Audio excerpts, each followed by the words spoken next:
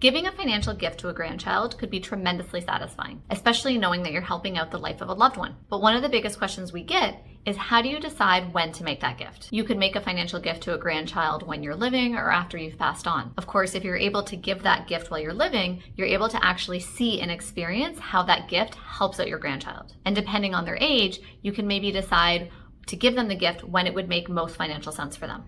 One of the biggest examples we see is grandparents who help their grandchildren buy a home. A gift can be left in the form of an inheritance, or it can be left by giving large gift money now, or even small increments during your lifetime. Sometimes grandparents like to give money for the purpose of education planning. And while it's possible for a grandparent to open up an RESP for their grandchild, we often recommend that the RESP is only opened up with the parents and not with the grandparents. And that has to do with some of the estate planning, which is sort of beyond the scope of the video today. For example, sometimes we see grandparents giving money to their own kids with the purpose that that money will ultimately wind up in their grandchild's RESP. Two other common examples we see when it comes to grandparents helping their children or helping their grandchildren to fund education is that grandparents may use some of their TFSA money for the purpose of funding some education goals for their grandchildren, or alternatively, we also see the use of in-trust accounts. So these are accounts that you can save into for the benefit of your grandchild that they can ultimately take control of after they pass age of majority. When it comes to making a down payment on a home, again, a lot of the examples we use for education savings can also be applied for the down payment on a home. So for example, using some of your TFSA funds to fund the down payment on a home, or having that in trust for account that you set up previously, using some of those funds for a down payment for a new home.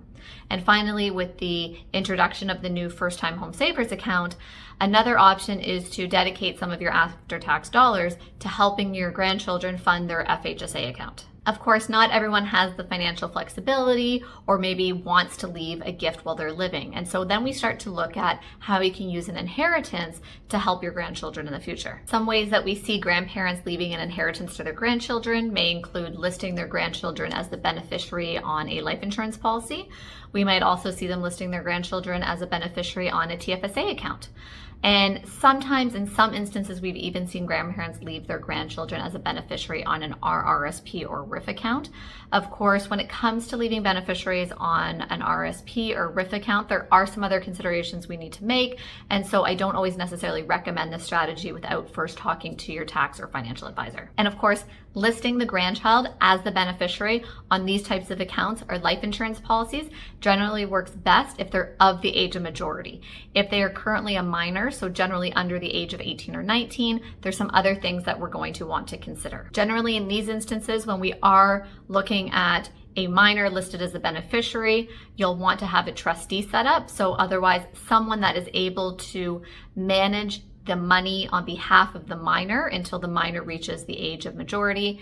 In some cases, this might wind up being your own child is acting as the trustee for their children, your grandchild. So when making a financial gift to a grandchild, especially when that grandchild is still a minor, I highly recommend that you either talk to us or perhaps a trusted tax professional in your province of residence, just to make sure that your beneficiary listings are done correctly and there's no surprises. You can check out the full article in our bio, and in our bio, we also provide frequent updates with market commentaries and financial tips like this. If you enjoyed today's video, make sure to subscribe, leave a thumbs up, and thank you for watching.